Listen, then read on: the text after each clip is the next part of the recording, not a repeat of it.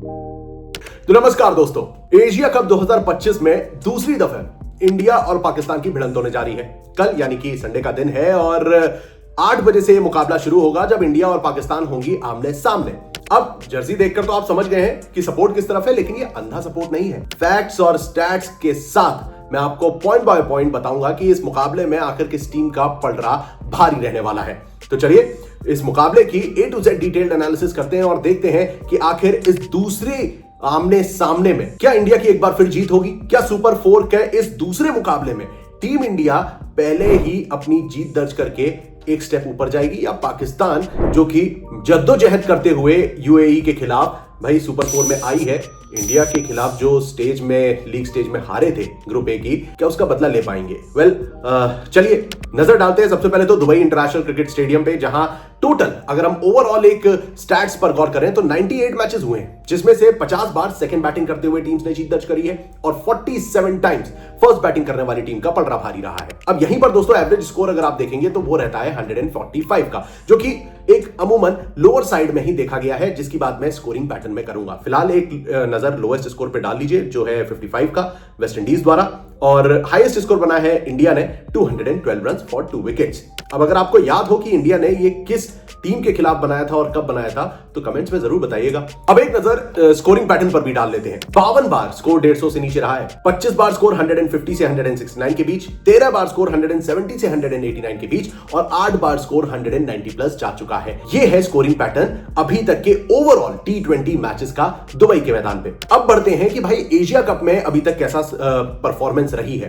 तो टोटल जो मुकाबले 5 खेले जा चुके हैं दोस्तों, उसमें कुछ ऐसे स्टैट्स रहते हैं फर्स्ट इनिंग के, जहां UAE इंडिया के खिलाफ खेलती है 57 रन बनाती है। ये भी ऑलमोस्ट लोएस्ट स्कोर हो सकता था, वेस्ट इंडीज का 55 है, लेकिन यहां पर UAE 57 बना ले जाती है। पाकिस्तान 160 बनाती है, पाकिस्तान इंडिया के खिलाफ 127 रन ही बना पाती है। माइंडेड ये मुकाबला यहीं इस दुबई के मैदान पे हुआ है, और हांगकांग ने भी श्रीलंका के खिलाफ 149 रन बनाए थे। पाकिस्तान ने UAE के खिलाफ 146 रन बनाए थे। मतलब अब आप ये देख सकते हैं कि पाकिस्तान का बैटिंग लाइनअप किस कदर स्ट्रगल करता नजर आया है। अब बढ़ते हैं बॉलर्स के प्रदर्शन की ओर। भाई इसी एशिया कप में इन 5 मुकाबलों में टोटल 64 विकेट चटकाए गए, जहां 28 विकेट पेसर्स ने और 36 विकेट स्पिनर्स की झोली में गिरे हैं। यानी कि स्कोर तो देखो लोअर साइड पे जाता ही है, वहीं पर बॉलर्स को भी काफी तवज्जो मिलती है, और खास तौर से स्पिनर्स को। तो वो कौन से खिलाड़ी होंगे जिन पर हमें नजर रखनी चाहिए, क्या चेंजेस हो सकते हैं दोनों टीम्स की ओर से, इस पर भी हम चर्चा करेंगे। आगे बढ़ने से पहले दोस्तों टीम्स का प्रदर्शन भी देख लेते हैं। दुबई के मैदान पर अभी तक इंडिया ने 11 मैचेस खेले हैं, जिसमें से 7 मुकाबलों में जीत दर्ज करी है। यह बात सच है कि इंडिया यहां पर दुबई के मैदान पे पाकिस्तान के खिलाफ 2 मैच हारी भी है, लेकिन पाकिस्तान की जब आप बात करते हैं तो 35 मुकाबलों में महज 19 मैचेस वो इस ट्रैक पर जीत पाए हैं दुबई के मैदान पे। तो ये एक और आपको अपडेट मिलती है, एक और स्टैट्स मिलते हैं, जहां पर एक चीज साफ दिखाई देती है कि पाकिस्तान ने मुकाबले ज्यादा खेले हैं, इंडिया को भले ही हराया भी है लेकिन हारे भी हैं। इस चीज को भी ध्यान में रखना होगा जब हम बढ़ेंगे इस मुकाबले की ओर। अब एक नजर हेड टू हेड पे डाल लेते हैं कि आमना सामना कैसा रहा। तो 14 मैचेस 10 मुकाबले इंडिया ने जीते हैं और 3 मुकाबले पाकिस्तान के नाम रहे हैं। लास्ट 5 मैचेस पर भी जब आप गौर करते हैं तो 4 मुकाबले इंडिया ने जीते और मात्र 1 मुकाबला पाकिस्तान के नाम रहा है, और अभी तक की भिड़ंत जो जैसी रही है, यानी कि इंडिया ऑन द ट्रॉट लगातार 3 मैचेस जो है पाकिस्तान के खिलाफ जीत चुकी है। अब ये तो हुई बात अभी तक के सफर की और पिच रिपोर्ट की। टीम्स पर आते हैं। इंडिया की ओर से अब आपको वही स्क्वाड दिखेगा। जो 2 चेंजेस हुए थे जसप्रीत बुमराह और वरुण चक्रवर्ती के, और उनकी जगह हर्षित राणा अर्शदीप सिंह को लाया गया था, वो वापस रिवर्स होने वाला है, और यहां पर आपको जसप्रीत बुमराह और वरुण चक्रवर्ती नजर आएंगे। दोस्तों यहां पर वरुण चक्रवर्ती अलॉन्ग विद अक्षर पटेल एंड कुलदीप यादव, भाई साहब ये जो तीनों की तिगड़ी है ना, ये ईंट से ईंट बजाने के लिए तैयार रहेगी दुबई जैसे मैदान पर। और वहीं सपोर्ट मिलेगा यहां पर आपको जसप्रीत बुमराह और भाई हमारे हार्दिक पांड्या की ओर से। भले ही पांड्या का पिछले जो 2-3 मैचेस रहे हैं उसमें वो उतने कारगर साबित नहीं हुए, भाई बल्लेबाजी में भी उन्हें ऊपर भेजा गया और रनआउट हुए थे इस ओमान वाले मुकाबले में। तो इंडिया थोड़ा सा तो स्ट्रगल करती नजर आई थी, लेकिन एक होता है कि आपके विकेट गिर रहे हैं, आपकी गाड़ी रुक थम सी गई है, लेकिन एक ओर से जिस तरीके से संजू सैमसन ने गेम को बना के रखा था वो काफी काबिले तारीफ था, और यही चीज हमें देखने को मिलेगी इस अपकमिंग कॉन्टेस्ट में, जहां पर थोड़े चेंजेस होंगे। टॉप ऑर्डर में आपको एक बार फिर सूर्य कुमार यादव ऊपर नजर आएंगे, संजू सैमसन जो है वो एक बार फिर मिडिल ऑर्डर को संभालते दिखेंगे, तिलक वर्मा चौथे नंबर पर आएंगे। तो यहां पर जो मेन इंपॉर्टेंट प्लेयर है भाई साहब अभी तक की जो गाड़ी इंडिया की सबसे बेस्ट तरीके से भाई बुलेट ट्रेन की माफिक चली है वो है अभिषेक शर्मा की वजह से।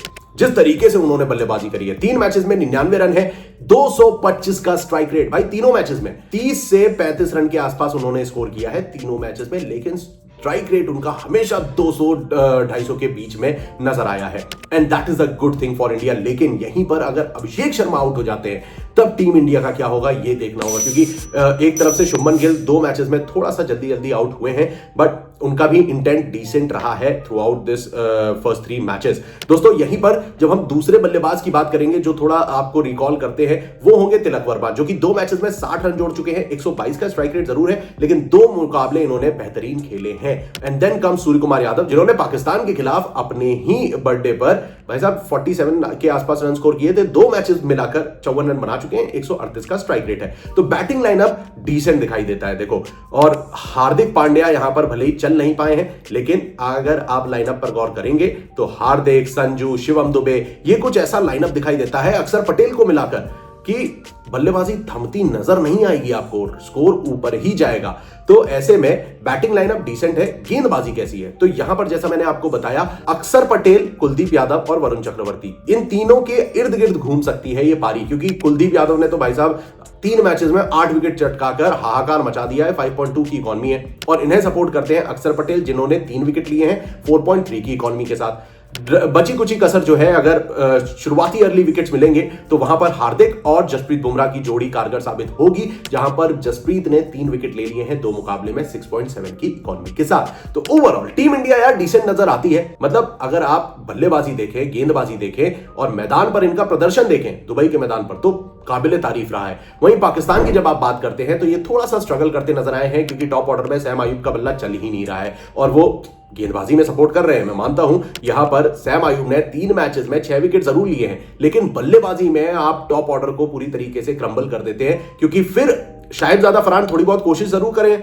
लेकिन हैवी लिफ्टिंग किसने करी? फखर जमान ने। 3 मैचेस में 90 रन, 134 का स्ट्राइक रेट। मोहम्मद हैरिस की जब आप बात करते हैं तो 3 मैचेस में 87 रन है, 140 का स्ट्राइक रेट है। लेकिन ये दोनों ही जो बल्लेबाज रहे हैं इंडिया के खिलाफ कितने कारगर साबित होंगे ये देखना होगा, दिलचस्प। वहीं गेंदबाजी में जैसा मैंने आपको बताया सैम आयूब आ चुके हैं, शाहीन अफरीदी का भाई साहब बल्ला बोला है। अगर मतलब देखो जहां पे तारीफ करनी चाहिए वहां पे थोड़ी बहुत तो तारीफ होगी, और शाहीन अफरीदी ने ही थोड़ी बहुत लाज बचाई है भाई साहब। तारीफ में ऐसे नहीं, लाज बचाने के पॉइंट ऑफ व्यू से बोल रहा हूं कि शाहीन अफरीदी ने जो दोनों मैचेस में बल्लेबाजी करी है, चाहे वो यूएई का मुकाबला हो या इंडिया का, भाई 64 रन बनाए हैं 31 गेंदों में। पता नहीं वो ऊपर के बल्लेबाज क्या ही कर रहे हैं। 3 विकेट भी ये ले चुके हैं, 6.5 की इकॉनमी है।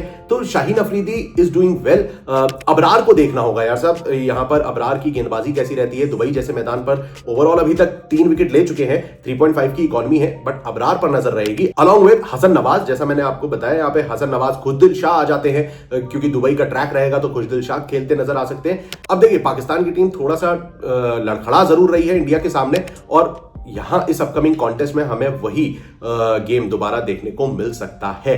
अब आपके लिहाज से भाई साहब क्या पाकिस्तान यहां पर चैलेंज दे पाएगी? क्योंकि पहले मैच में तो 130 रन भी नहीं बने थे दुबई के मैदान पे। अब इस अपकमिंग कॉन्टेस्ट में अगर पाकिस्तान पहले बल्लेबाजी करती है तो कितने बना सकती है स्कोर? क्या 150 के अंदर ही रहेंगे या इस बार थोड़ा सा ऊपर बढ़ पाएंगे? कमेंट सेक्शन खुला हुआ है, जवाब जरूर दीजिएगा। फिलहाल के लिए दोस्तों इस वीडियो में बस इतना ही। जल्द हाजिर होगा क्रिकेट की और तमाम अपडेट्स के साथ। तब तक के लिए stay tuned and keep watching cricket Guru.